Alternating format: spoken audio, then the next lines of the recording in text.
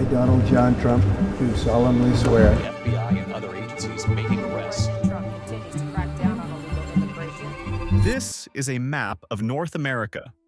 It features two massive borders, one with Canada and the other with Mexico. In the north, the border is more than 5,500 miles, compared to just under 2,000 miles along the border of Mexico.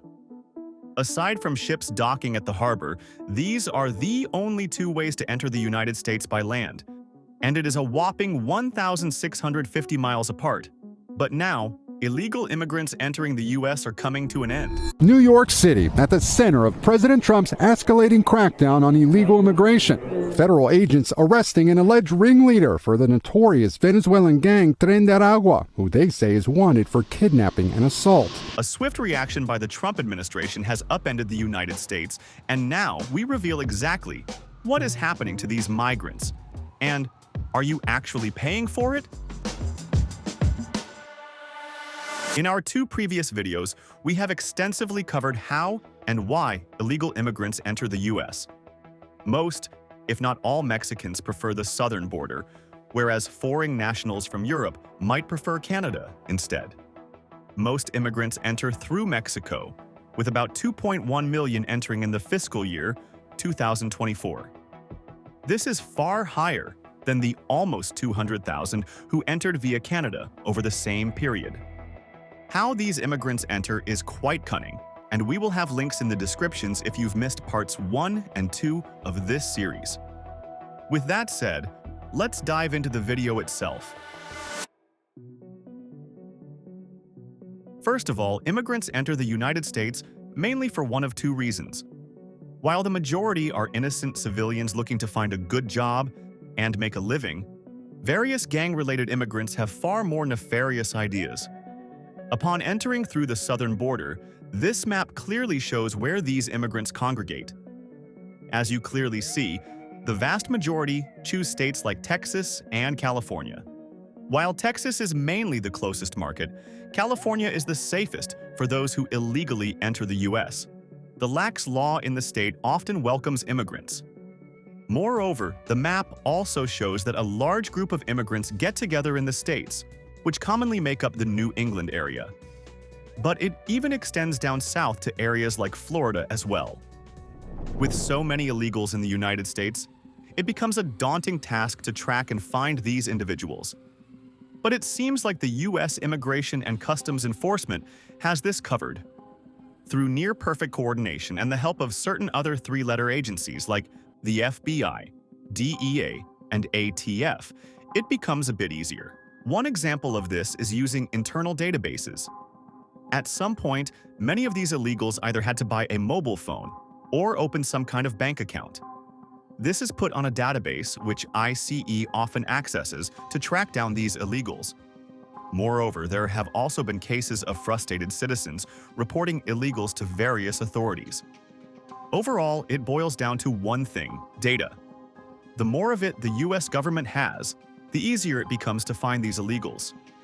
However, a burning question you might be asking is, what happens to these immigrants? You've probably heard stories of these illegals being offered 5-star hotels and being treated like kings. Or you might have seen stories of illegals in camps closely resembling World War II concentration sites. What the news often shows is not the entire story. You usually see the immigrant in handcuffs on television, and then they simply disappear.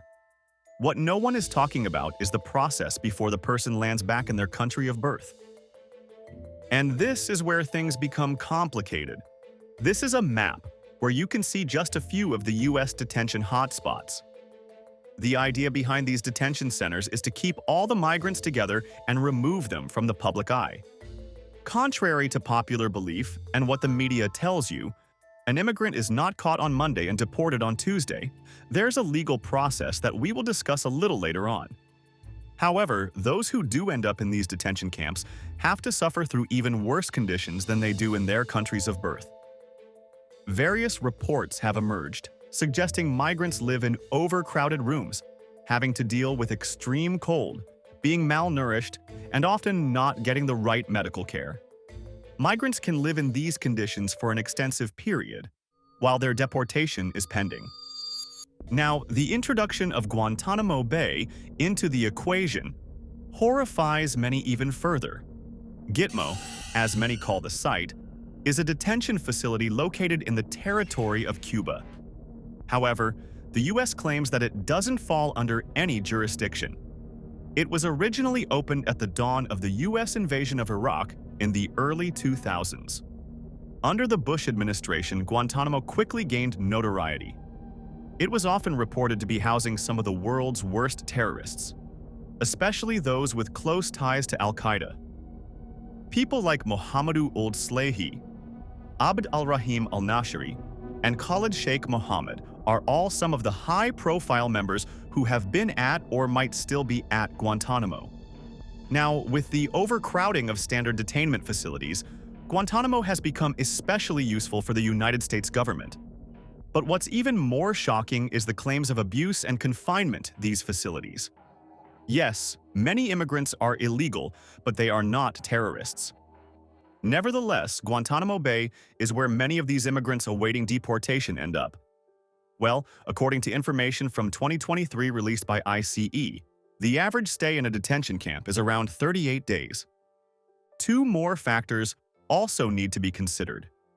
If an immigrant defends themselves, it can take up to 6 months for court proceedings to conclude. Moreover, the most dangerous of criminals also find themselves being held indefinitely. This seems like quite a long time, but considering the laws in the US, even illegal immigrants are given a fair trial. This means that before any deportation, a US judge needs to sign off on it. But what is the trial process? The Executive Office for Immigration Review, EOIR, is responsible for the process of expelling illegal immigrants. This subsection of the United States Department of Justice is a set of immigration judges. Once an illegal person is caught, they are sent to various detention centers. From these centers, ICE will launch a civil proceeding with illegal immigration, the most common charge laid against individuals. Unlike normal U.S. courts, a jury does not decide the fate of an illegal immigrant. It is an immigration judge who has the full power to determine whether or not someone will be deported. A detainee will often be awarded their date in court. If they cannot afford an attorney, the person might need to defend themselves. Unfortunately, or fortunately, depending on which side of the aisle you are, the U.S. doesn't hand out free attorneys for civil cases. The case is then brought forward to the judge. Once arguments have been heard, they will make a judgment, which can obviously be appealed by the deportee, but this only keeps them in detainment much longer. If a ruling has been made, the deportation process begins. In many cases, an individual might be offered the opportunity to leave the country on their own. However, many don't have the funds or any means by the time proceedings have been completed. For this, the U.S. generally books the individual on a passenger flight, where they are often escorted and then deported to their country of citizenship. However, the Trump administration has changed this. Now, even military aircraft can be used as part of the deportation. Once the immigrants land back home, they are merely cast back into their own country. Some might prefer staying in their country this time, whereas others scheme to get back to the U.S. However, repeat offenders can be sentenced to jail time if they re-enter the United States illegally. This process is all good and well, but it does become a tax burden. So, how much do these deportations cost the U.S. taxpayer? According to NBC, it was revealed by Homeland Security that the entire process of deportation under the Biden administration cost the U.S. taxpayer just over $10,000 per illegal immigrant.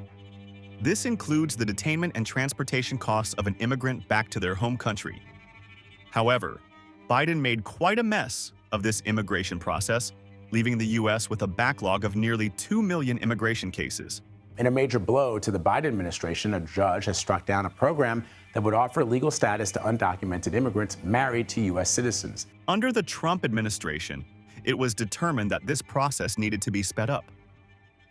While a precise number is yet to be given, It is reported that a single flight using military aircraft could cost up to $5,000 per passenger.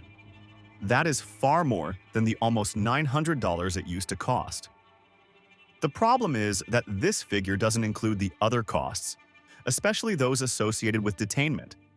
In essence, it means that Trump's expedient deportation process is vastly more expensive than under the Biden administration. If you want to detain 1 million immigrants a year, that means you've got to build up new capacity in the United States that would be about 50 to 60% higher of the current system. And we are a country that already locks up a lot of people. So if you want to lock up even more people and even more immigrants, you're looking at pretty enormous costs. But we are not here to tell you whether this is a good or bad thing. In fact, there are far more costs that need to be considered. One such cost is to understand how much an illegal immigrant costs the U.S. taxpayer when they are free. Yes, many choose to find a good job, and many expect that if all U.S. immigrants are deported, the U.S. GDP will lose more than 7% of its growth. Unfortunately, the vast majority turn into social welfare cases. The best data available is that of the Heritage Organization. According to them, illegal immigrant households cost the U.S. taxpayer around $54 billion each year. This means that every single citizen in the U.S. is paying more than $6,000 each year to keep these immigrants in the U.S. Keep in mind that this is merely averages, and it does differ depending on various individuals and their reason for being in the U.S. It is also further exclaimed that deporting all 11 million immigrants at once would carry a cost of $315 billion. This is around $1 billion per U.S. citizen. So, what does this mean? To be frank, deporting all illegal immigrants might not be the best choice for the U.S. Not only will it severely affect the GDP, but it is simply just too expensive. On top of that, leaving them in the country is also too expensive. So, what is the answer? Well, what the U.S. is doing now seems to be the best course of action. By deporting immigrants sporadically, you don't strain the fiscus. It also naturally reduces those draining the welfare system. The most important thing is rather than preventing new immigrants from coming in and throwing those out who are a burden to the country. But what do you think is the best course of action? Let us know in the comments below and make sure to check out parts 1 and 2 of this series as well.